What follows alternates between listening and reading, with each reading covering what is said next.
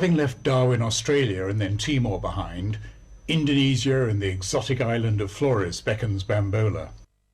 Indonesia is a huge country of over 18,000 inhabited islands. Flores seems big as we cruise for days along its north coast. It's one of the most distant from the capital, Jakarta. This canoe is a travelling shop. It carries bags of seeds and tools, as well as skirts and cloth. The most popular items are the fashion goods for the women. The villagers can also order items they need for delivery. Our arrival was considered important enough to declare a school holiday, so the headmaster, the only teacher in the village, could entertain us and show us around. The education provided by the state is free of charge, except any parent wishing their child to attend school must provide a school uniform, sometimes quite a tall order for the poorer inhabitants. We visited many coastal villages as we day sailed along the coast, and in every one there was a well-equipped school with happy children, many of which could count and speak in English. In every case, the schoolhouse was one of the better buildings in the village. The schools are well supplied, as the Indonesian government is determined that youngsters will all receive a good basic education.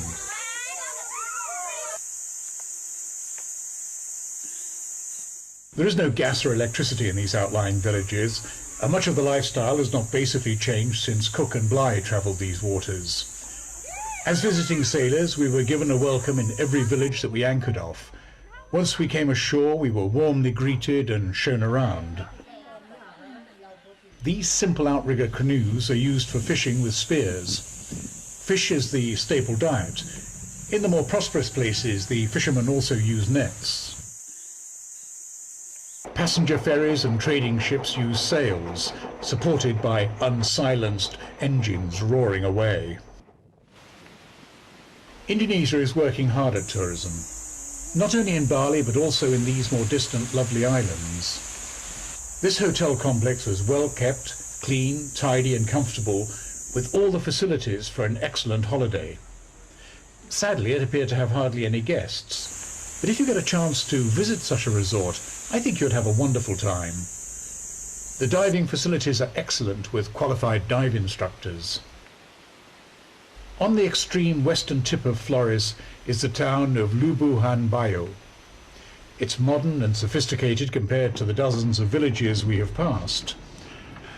The town is the tourist jump-off place for visiting the islands of Komodo and Rinca, home of the famous Komodo dragons.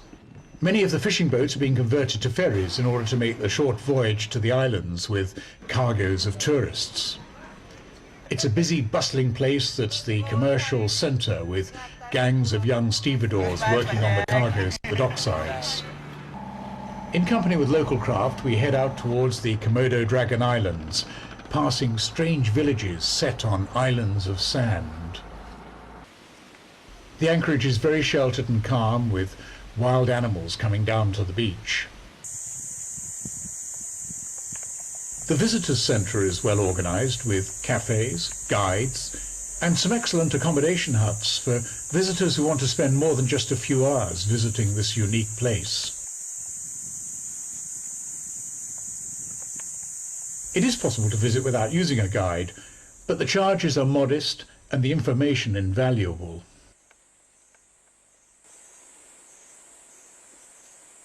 Because the islands are nature reserves, indigenous wildlife has flourished here, and the walk through the jungle is a real delight. Every step of the way there was something of interest.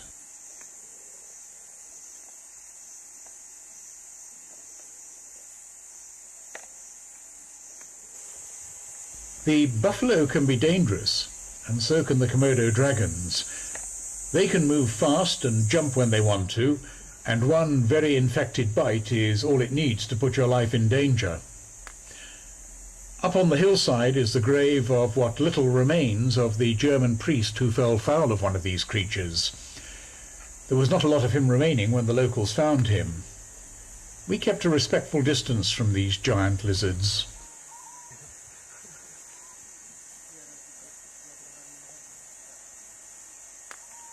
The guide wanted to show us some dragon nests, and the dragon watched a potential meal departing.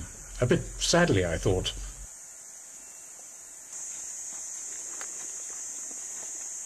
Well, we wouldn't have found the nests without the guide. I don't think we'd have recognized them anyway. This particular mound of earth has several, and the mummy dragons are on guard. We didn't get too close.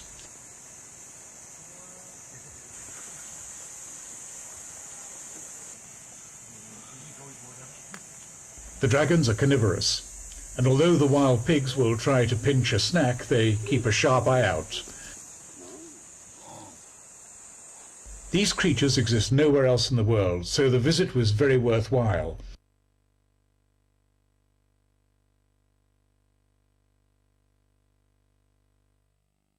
Bali must be the wealthiest island in Indonesia, and the fishing fleet was certainly a wonderful sight to see. Hundreds of gaily painted boats with large, colourful sails were a splendid welcome to these waters. The boats here afforded 2 outriggers, as opposed to the single outriggers we'd encountered so far. The tourists' boats are large, substantial vessels grouped around the first-rate marina. It's here that you officially check into Indonesia, and Bali Marina organises the permits you have to obtain before entering Indonesian waters. They do it all by email and are efficient. The marina is well run and a social centre. From here you can visit the towns and tourist resorts that have made Bali into such a popular holiday destination.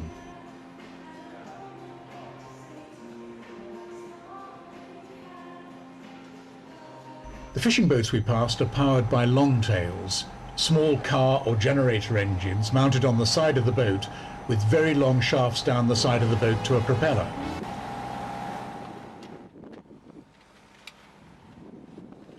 King Neptune's welcome is planned as we approach the equator for the 2nd time in our circumnavigation. The GPS clocks down to 0 degrees and we are halfway. My crew Martin swims across the line in the ocean that marks the boundary between North and South hemispheres. King Neptune presents the crew with certificates to mark the first time they've crossed the equator. Once again, the sea is littered with islands as we head north towards Singapore. In fact, we pull into Nonsa Marina on the north end of Batam Island. Much less expensive and considerably more comfortable than anything around Singapore Island, the Indonesians have made this inexpensive but elegant popular holiday resort into a yacht marina.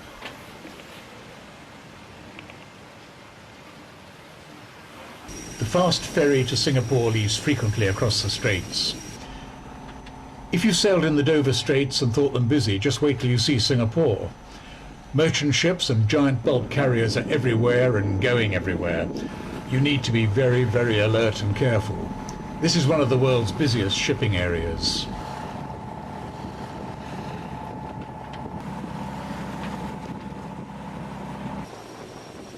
The fast ferry weaves its way between the ships towards the wealthy island of Singapore.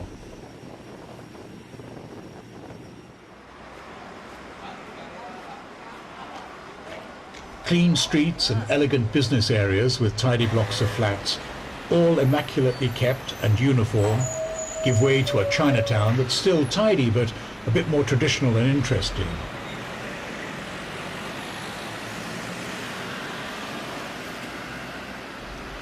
Dwarfed by some tower blocks, it has some charming colonial buildings.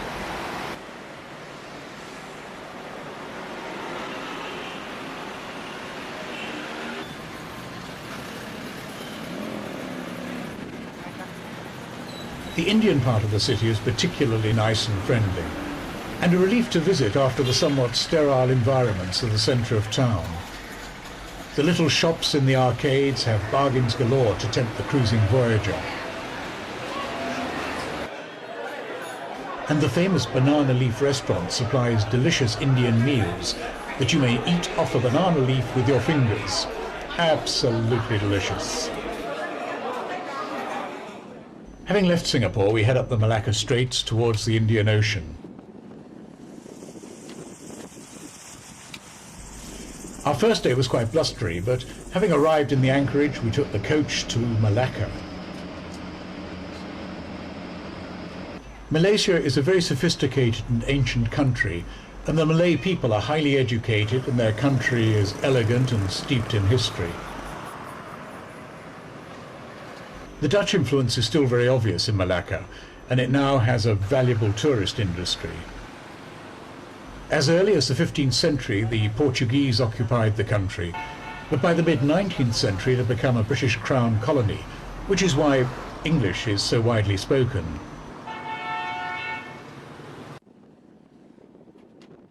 A quite a more normal day of light winds helped us north up the straits towards the smart but inexpensive Admiral Marina. Looking slightly scruffy, having hardly stopped since leaving New Zealand, Bambola and I luxuriate in the elegant surroundings. From the luxury of the marina we head north again towards the busy merchant ship terminal of Port Kelang. Here in this active river setting, the local trading ships ferry goods around the straits in their beautifully maintained traditional trading craft.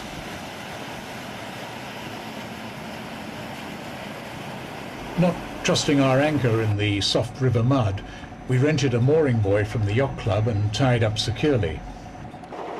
The river mooring entitled us to use the several bumboats or ferries which run between the yacht club and its moorings.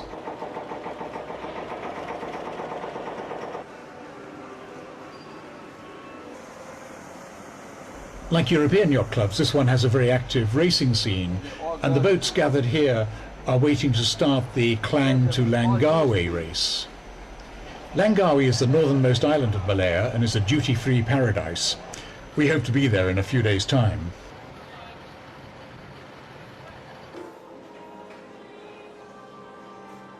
The yacht club itself is like most things Malaya, well run and comfortable.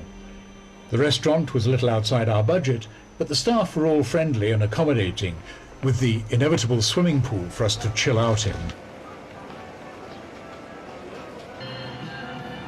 Once again we mounted a coach and were bound for Kuala Lumpur. This is a blue water destination not to be missed.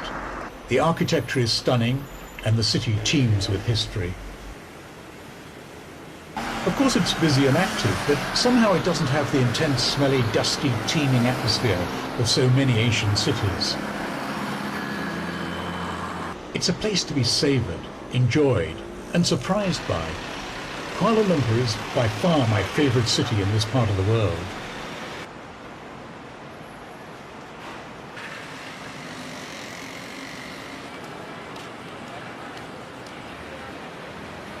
Like Sydney, its architecture manages to blend the old and the new without producing squalid slums, and creates a very modern and appealing skyline. The merchant ships of the world steam up and down the Malacca Straits as we head for Penang Island. This is another face of Malaya.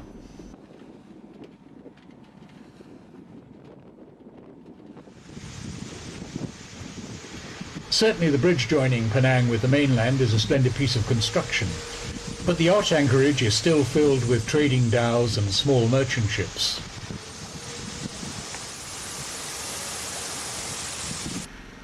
There really is nowhere to land by dinghy, so the local boatmen supply a service running between the anchored yachts and the village on stilts that leads into Penang town.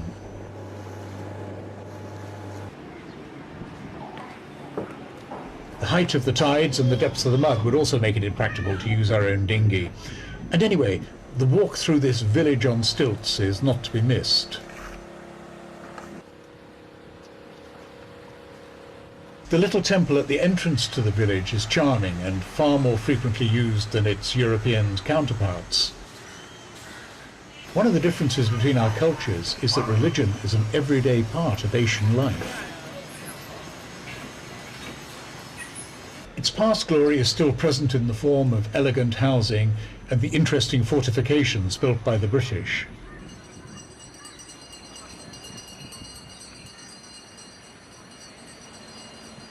In 1765, the lease was signed, making Penang the first British settlement in what was to become Malasia. An uncle of Charles Dickens became the first judge here, and Stamford Raffles, who later founded the famous hotel in Singapore, worked here for one of the governors.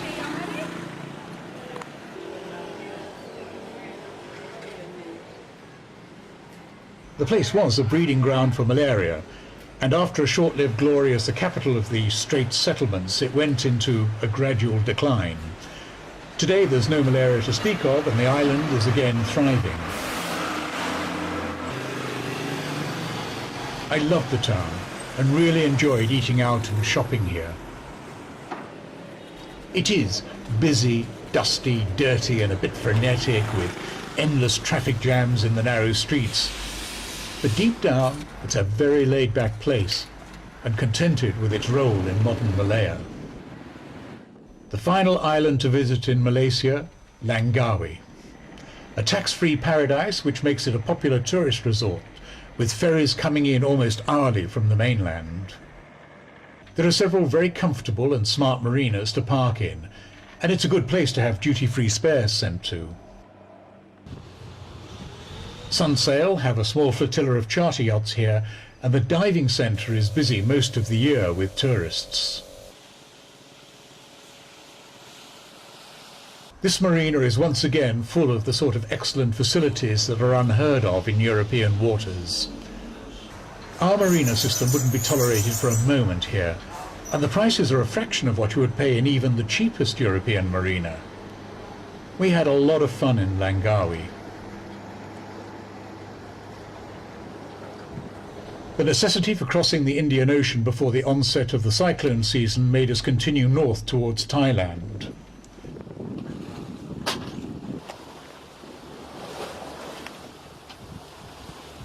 It's no longer unusual now to see another sail on the horizon, and the shapes of the fishing boats change again. We're approaching the main tourist industry island of Phuket.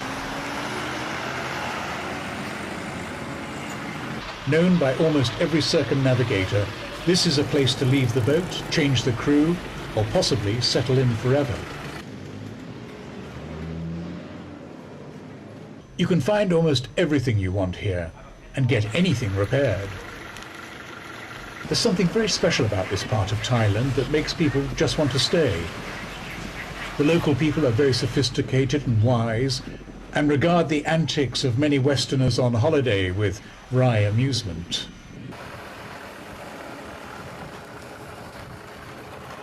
There are plenty of special hotels, cafes, bars, and gentle lifestyles to be envied.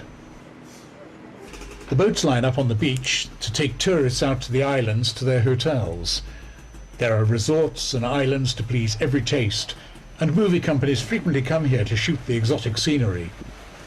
If you love the sea, sun, boats, and a gentle lifestyle, this is a place that might mark the end of your circumnavigation.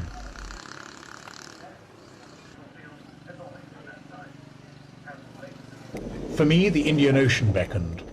A wonderful 5-day passage with an average speed of 6 knots, and a perfect dawn landfall at the port of Galle in Sri Lanka was all you could ask for. The port is in fact a naval establishment as well as a merchant harbour, so security is very good. The guards in the watchtower particularly enjoy their duty up there, as it's directly above the ladies' shower block, which doesn't have a roof. Sri Lanka is really a part of India, for the most part rather wealthier, and the port authorities make it a bit of a nightmare to check in, with so many offices to visit in a special secret order in order to get your clearance.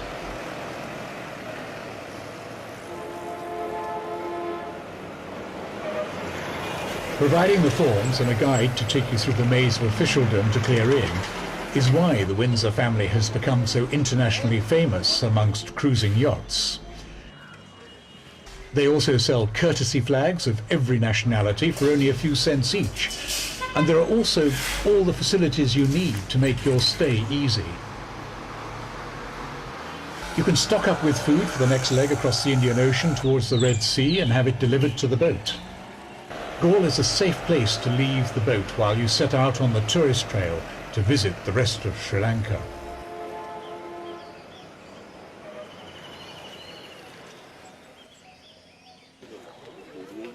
The baby elephant orphanage is of course a must-see. There's a herd of fully grown elephants that live in the orphanage, but the babies without mums are fed by hand out of giant feeding bottles each day in this special enclosure. absolutely charming.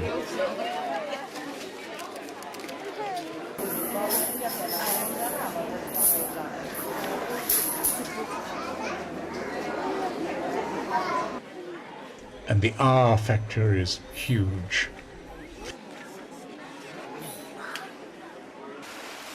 Later on, you can move to another site in the orphanage and watch the herd come down for their daily bath. The teenagers playing and the elders being bathed by their attentive human helpers.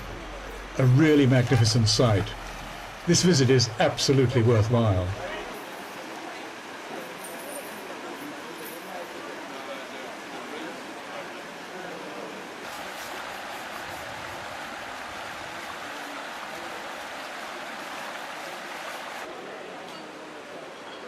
The next most fascinating visit is the rock fortress of Sigiriya. Sigiriya, built around AD 475 by one Kassapa. Halfway up the rock there are a collection of 5th century pin-ups, which are the only historic, non-religious paintings you'll find in Sri Lanka.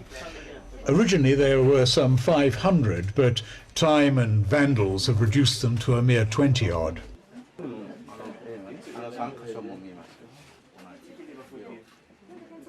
This enormous lion's paw is all that remains of the great brick lion, through whose open mouth climbed the staircase to the palace at the top. Now there's just a very steep climb.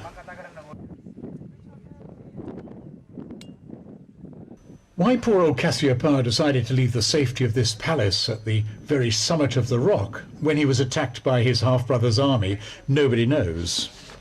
Kassapa rode out of the fortress on a very big elephant, followed by his troops, got lost in the jungle and died in a swamp. The water gardens below are still surrounded by almost impenetrable jungle, so nothing has changed much. The palace swimming pool is probably a water catchment facility. This monstrous Buddha sits above the Bambola cave temples that are another must-see on the tourist route.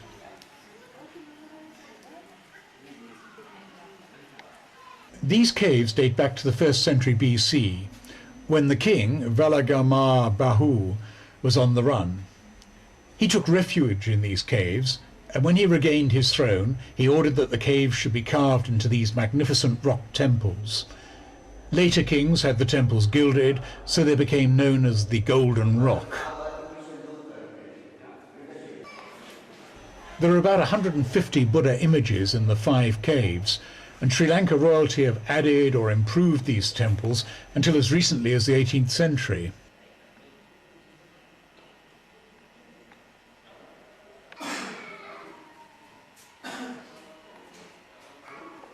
This is the last cave to be converted to a temple and features this 15-meter reclining Buddha and a few other deities. The giant Buddha on the hilltop overlooking the cricket ground at Kandy is in fact keeping a watchful eye on the Temple of the Tooth. This tooth was supposed to have been snatched from the funeral pyre of Buddha in 543 BC and then smuggled to Sri Lanka in the 4th century.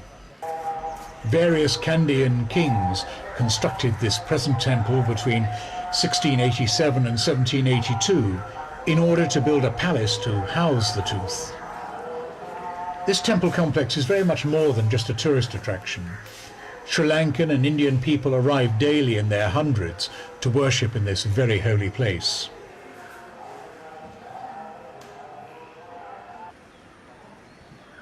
The actual building housing the tooth has a most beautiful golden temple on the way to the room of the tooth.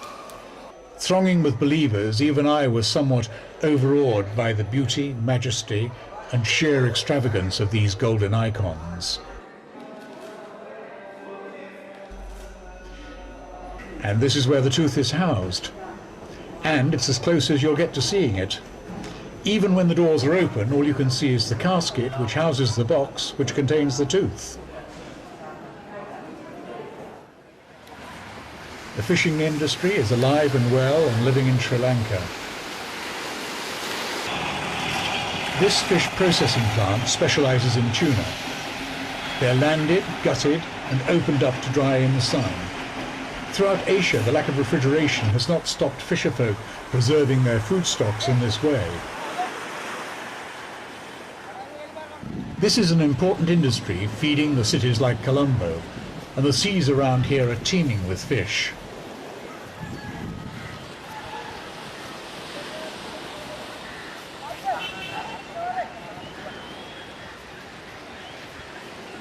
These flat-bottomed tunny boats are remarkable. There are no nails or screws in their construction at all. They've been tied together, literally tied trunk to trunk, to produce these hardy fishing boats, all so simple but efficient and workmanlike. The smaller boats with outriggers are constructed in exactly the same way. I wonder if our modern steel and plastic boats will have the same longevity.